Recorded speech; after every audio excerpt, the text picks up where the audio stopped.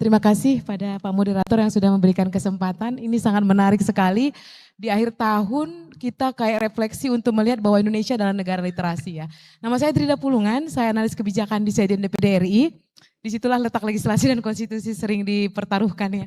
Namun yang menarik Pak, saya tadi ada melihat sekilas di sini ada buku tentang ilmu lingkungan ya, hukum lingkungan ya. Sangat ini banget, sangat up to date dengan kejadian sekarang di mana ada bencana dan bagaimana mekanisme. Kebetulan saya adalah tim dari RUU Manajemen Perubahan Iklim Pak, dan baru pulang dari COP30 Brazil sebagai delegasi RI dengan melibatkan suara anak muda di forum KTT Iklim Dunia. Yang mau saya pertanyakan Pak, dengan proses kami membuat satu undang-undang yang inisiatifnya dari DPD dan akan berkolaborasi dengan DPR, apa kira-kira yang harus kami tekankan dalam undang-undang tersebut? Apakah lebih banyak partisipasi publik dan FGD, karena harus melibatkan banyak subsektor dan harus juga melibatkan banyak pentahelix gitu. Karena melihat Indonesia ini satu laboratorium yang sangat besar ya, negara kepulauan dengan berbagai macam permasalahan dan yang langsung ke grassroots, orang banyak. Dan saya kebetulan dari Sumatera Utara ya Pak, di tengah-tengah itu kota Padang Sidimpuan, kami dikepung oleh daerah bencana dan Bapak tahu sendiri dinamikanya sangat tinggi dan disinilah dibutuhkan satu hukum atau undang-undang dan regulasi yang bisa kita laksanakan di lapangan dan semua jadi tahu, paham, local leaders, dari gubernur, wali kota tahu apa yang dilakukan dan ada early warning system. Sehingga ke depan kita ini lebih tertata. Karena apalah gunanya jika hukum jadi panglima tapi tidak menyampaikan aspirasi dan mengangkat orang banyak. Terima kasih. Assalamualaikum warahmatullahi wabarakatuh. Ya, tadi undang-undang apa Bu?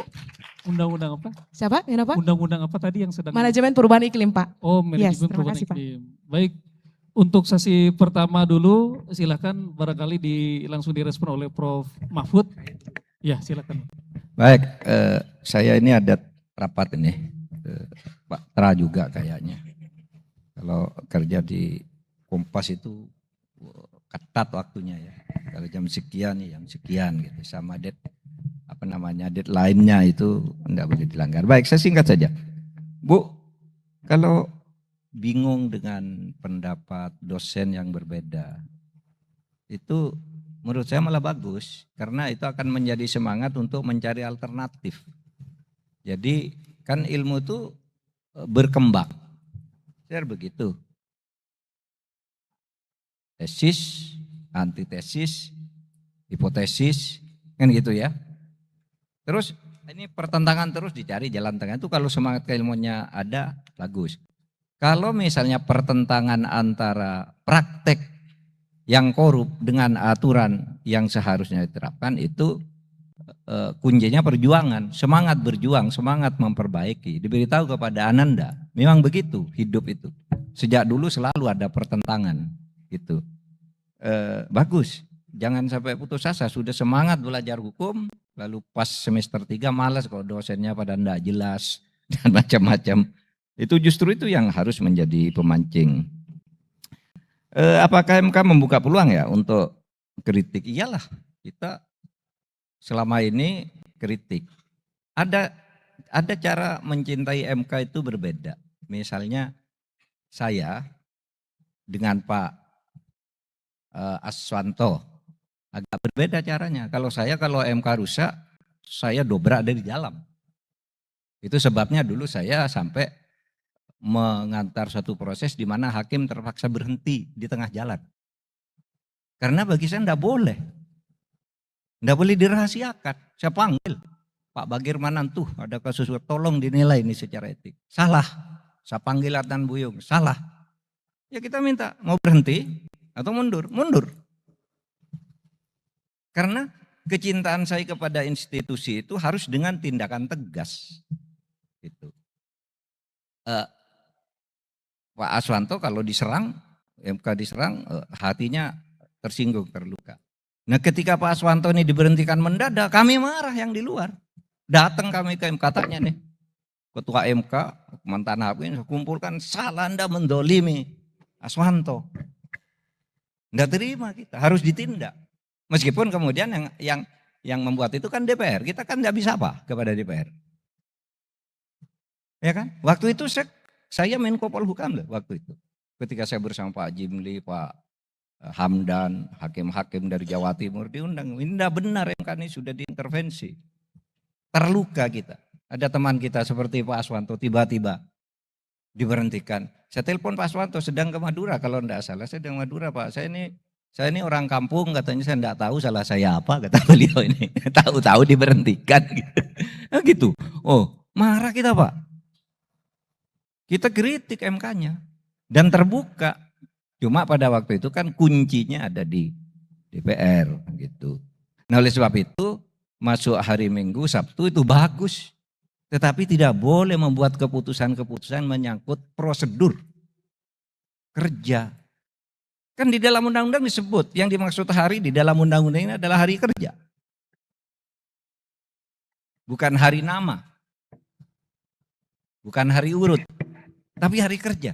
Artinya sampai Jumat. Nah, kalau Sabtu, Minggu, Jumat lalu manggil karyawan, lalu disuruh ngubah nomor perkara, undangan yang sudah beredar bahwa besok Selasa akan pembacaan vonis dibatalkan karena perkaranya dicabut. Dicabutnya kapan? Dikatanya hari libur tapi diberi tanggal mundur. Bisa enggak?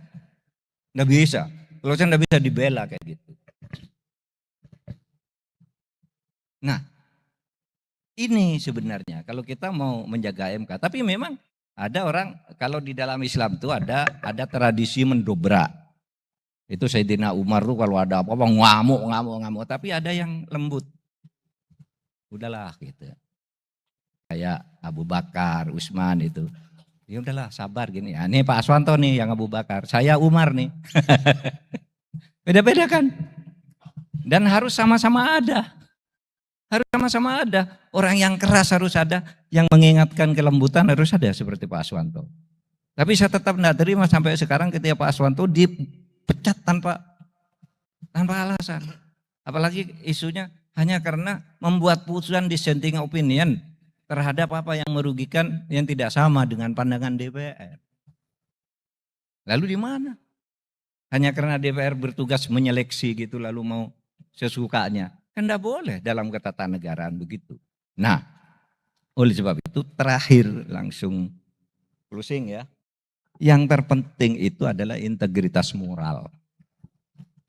Integritas moral. Karena begini, kalau Anda membuat putusan apapun, mencari pasal untuk membenarkan itu pasti ada. Mau memecat Pak Aswanto, pasalnya dicari pasti ada. Mau menatakan dia tidak boleh dipecat, pasalnya dicari pasti ada. Itu integritas moral.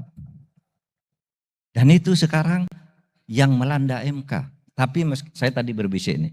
Alhamdulillah akhir-akhir ini MK beberapa bulan terakhir ini, sejak tanggal 22 Agustus itu udah mulai berani lah.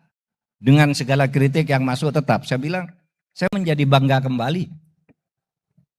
Ketika dulu sudah kehilangan kebanggaan sebagai ketua MK beberapa bulan, lalu saya bangga kembali. MK ternyata bisa begitu sekarang. Dan sekarang bagus. Titip Pak Insentus ya, agar MK dijaga nih marwahnya. Kepada hakim-hakim MK juga, di situ ada Pak Palguna yang mengawasi, Pak Prof. Yuliandri yang selalu berkomunikasi kami ini sebenarnya untuk diskusi ilmu dan perkembangan politik.